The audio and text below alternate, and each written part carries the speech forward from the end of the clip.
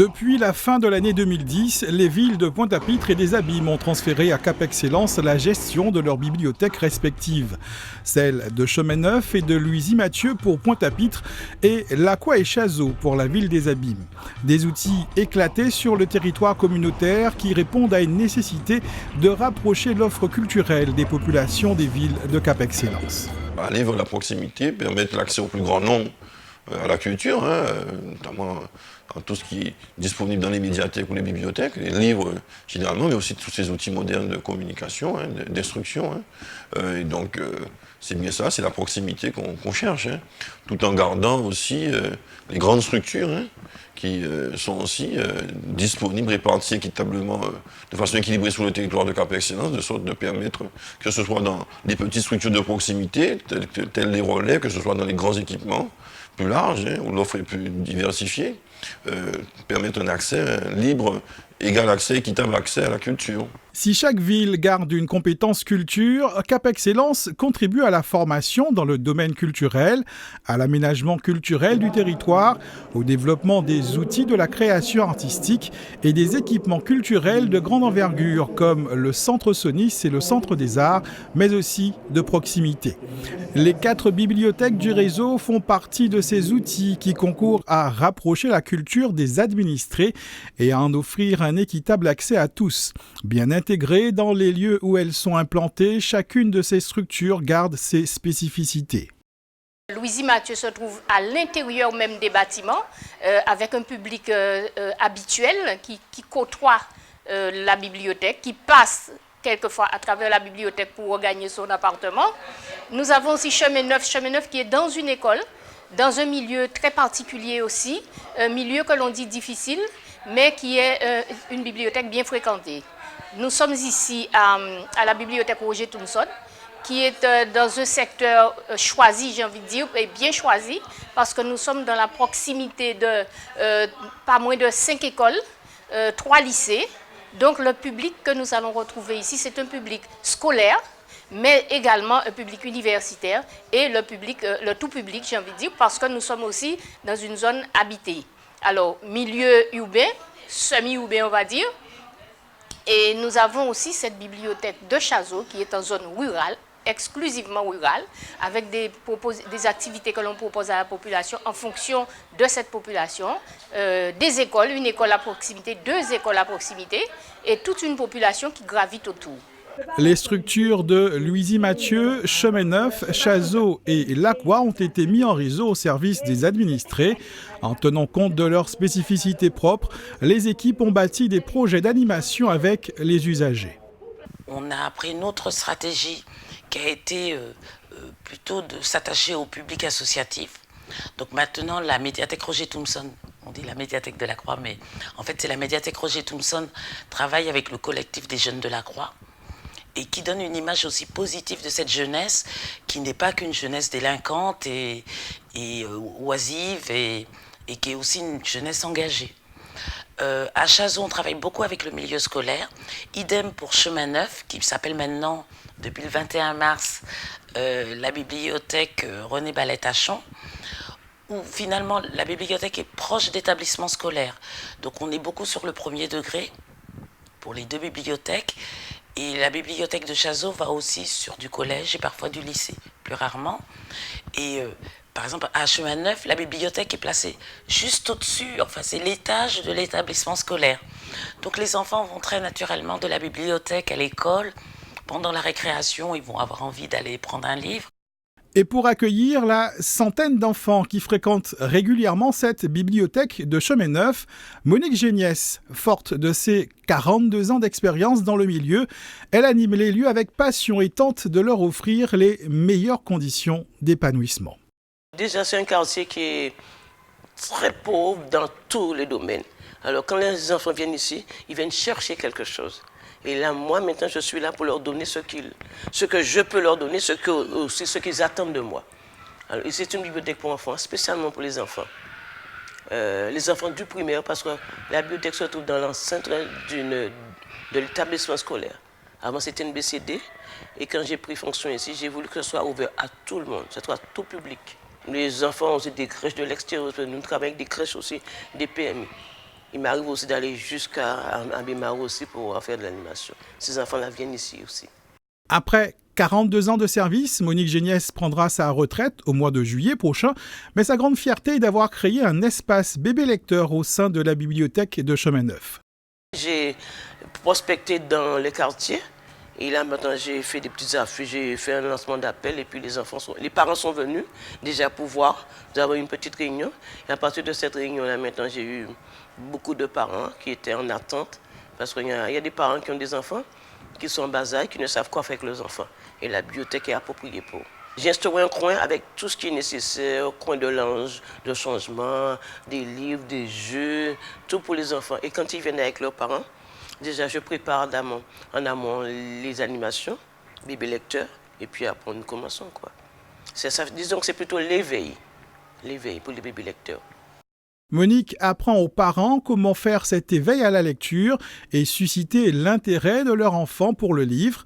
Chaque mercredi, une dizaine de parents la rejoignent et quelques assistantes maternelles le mardi.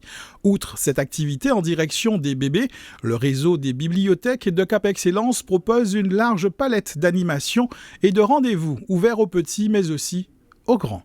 Notre credo, c'est que les bibliothèques doivent être des outils d'accès à la connaissance, mais toute la connaissance, et là de manière exhaustive et la plus large possible et la plus diversifiée. Dans nos bibliothèques, vous allez trouver des opérations récurrentes, comme l'heure du conte, qu'on trouve dans les 4 bibliothèques, comme le livre au ciné, qui est en fait un cinéma itinérant, une activité de type ciné-club. Vous allez retrouver également des présentations d'ouvrages, et puis vous allez retrouver des actions plus spécifiques à la spécificité de chaque équipement. Mais l'amour, c'est liberté. Hein. Mais c'est pour ça. Mais merci. L'amour, c'est liberté. D'accord. On est d'accord. Si. Puisque c'est cette liberté que vous cherchez, votre intimité, c'est votre liberté. Ici, à la médiathèque Roger Thompson de Lacroix, les adultes sont invités une fois par mois à échanger autour d'un petit déjeuner. En ce moment, nous assistons ici à la bibliothèque Roger Thompson à un Café News qui a lieu une fois par mois, le vendredi, le dernier vendredi du mois. Et aujourd'hui, le thème du débat qu'ils ont mis en place, c'est parler d'amour. Ensuite, ces personnes, avant le débat ou après le débat, comme il leur plaît, vont faire de la lecture de magazines, vont s'informer de l'actualité, etc. Donc ce sont des bibliothèques très actives et très fréquentées par la population. On n'y parle pas uniquement lecture, mais aussi fait de société au cours d'échanges très nourris et en toute liberté. Un espace de rencontre et de consolidation de la citoyenneté. Tout ce que je fais, Eh bien, alors, je voilà. le parle pendant toute l'intimité. Donc, pas dire que ça ou pas fait. Si demain ça va pas, Donc, on est toujours prêt pour le combat. D'accord. Donc, on est toujours prêt pour le combat.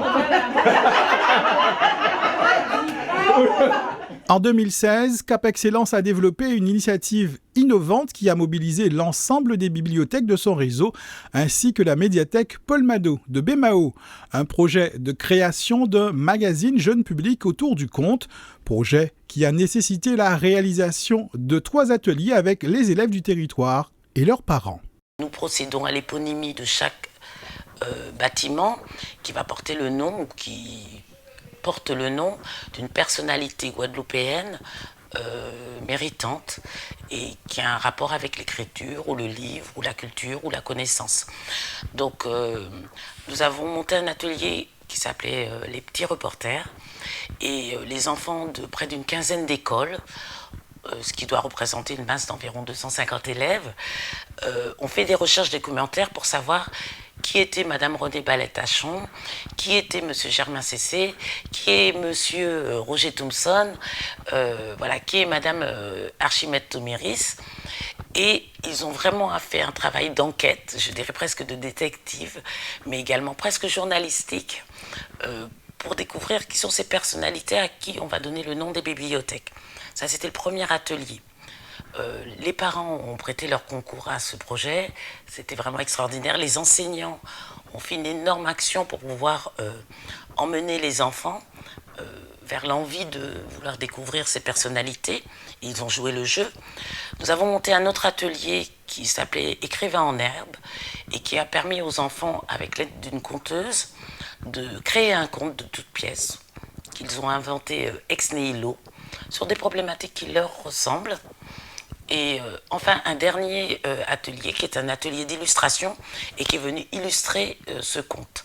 Donc le magazine est composé, c'est une collection nationale, même internationale je dirais, ciblée jeune public et qui est toujours constituée de la même manière. Il y a un conte professionnel avec un illustrateur professionnel, la partie recherche documentaire des petits reporters qui est en fait la partie connaissance qu'on apporte au public, une partie jeu avec des petits jeux éducatifs du type les 7 différences, ces petits jeux là où en reliant des points ça constitue un dessin, et puis la dernière partie qui nous a le plus mobilisés, bibliothécaires, écoles, enfants, parents et institutionnels, qui a été la création de ce conte et des illustrations. Et pour cela nous avons travaillé avec un jeune plasticien qui s'appelle Nathanaël Filbert. Et finalement, ce projet qui nous a mobilisés pendant 6 mois a mobilisé 4 bibliothèques du réseau, plus la bibliothèque de Bémao avec laquelle nous travaillons pour la première fois. Le magazine Tiroche sera diffusé dans le réseau des bibliothèques du territoire de Cap Excellence et d'autres projets de création sont programmés au cours de l'année. Rapprocher l'offre culturelle des populations, consolider la citoyenneté, développer l'animation culturelle, autant de missions du réseau des bibliothèques de Cap Excellence. Elles sont pour l'instant 2 sur le territoire de la ville des Abîmes et 2 sur celui de Pointe-à-Pitre, mais ce réseau est appelé à se développer. Dans ces structures, les usagers ont accès évidemment aux livres, aux outils modernes de communication, d'instruction par la lecture, par des moyens de vidéo, etc. Tout ce qui est moderne, numérique généralement. Et donc, Cap Excellence va mettre de plus en plus l'accent sur ces outils qui seront liés, tous ces relais que j'ai cités seront liés avec les autres grandes structures que nous avons. Le Centre des Arts, l'équipement culturel de Sony, c'est peut-être demain, peut-être la bibliothèque, la médiathèque du Bourg des Abîmes qui sans doute sera transférée à terme à Cap Excellence. Et d'autres structures sur Pointe-à-Pitre, Bémao également, puisque Bémao nous a rejoints, vont entrer aussi, entre dans le concert.